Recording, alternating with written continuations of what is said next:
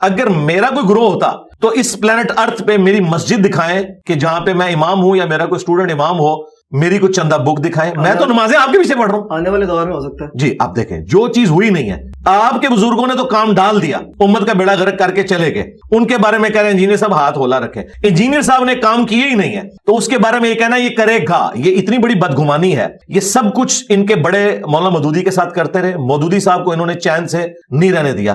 یہ کہتے تھے ان قریب مودودی صاحب دعوی نبوت کریں گے.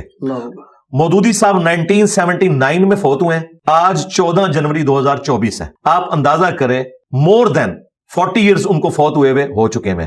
لیکن کسی ان کے بزرگ نے ابھی تک مودودی صاحب سے معافی نہیں مانگی, نہ ان کی اولاد سے. دیکھیں ان کے بزرگ تو کہتے تھے نا یہ دعوی نبوت کرے گا. اب ان کو چاہیے کہ اپنے بزرگوں پہ بھی لعنت بھیجیں جو اس پہ دعوی نبوت کا الزام لگاتے تھے, اس شخص کے اوپر جس نے قادیانیت کے خلاف موومنٹ چلائی. سزائے موت مودودی صاحب کو جو ہوئی تھی نا وہ قادیانیوں کے خلاف موومنٹ چلانے کے اوپر ہوئی تھی. وہ تو بعد میں معاف ہو گئی, لیکن اس بندے نے تو اپنی جان پیش کر دی تھی. یہ ظالم کہتے رہے یہ دعوی نبوت کرے گا. میرے بارے میں بھی بات کرتے ہیں.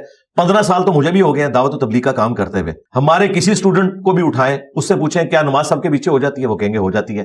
ان سے پوچھیں کیا بریلوی دیوبندی اہل حدیث شیعہ مسلمان ہے, وہ کہے گا مسلمان ہے. ان سے پوچھیں انجینئر صاحب کی وہ مسجد, وہ کہیں گے نہیں ہم تو انہی مسجدوں میں نماز پڑھتے ہیں. انجینئر صاحب نے مسجد بنانے سے منع کیا ہے, چندہ بک بنانے سے منع کیا ہے. تو ہمارا پھل ہماری زندگی میں, آپ دنیا میں لاکھوں اسٹوڈنٹس میرے موجود ہیں, چیک کر لیں. اور ان کا پھل یہ چیک کر لیں کہ ذرا بریلویوں سے کہیں کہ جرت کریں فتویٰ دیں کہ دیوبندیوں کے پیچھے نماز درست ہے, اور دیوبندیوں سے کہ جرت کریں کہ بریلویوں کے پیچھے نماز درست ہے. یہ کبھی بھی نہیں دیں گے.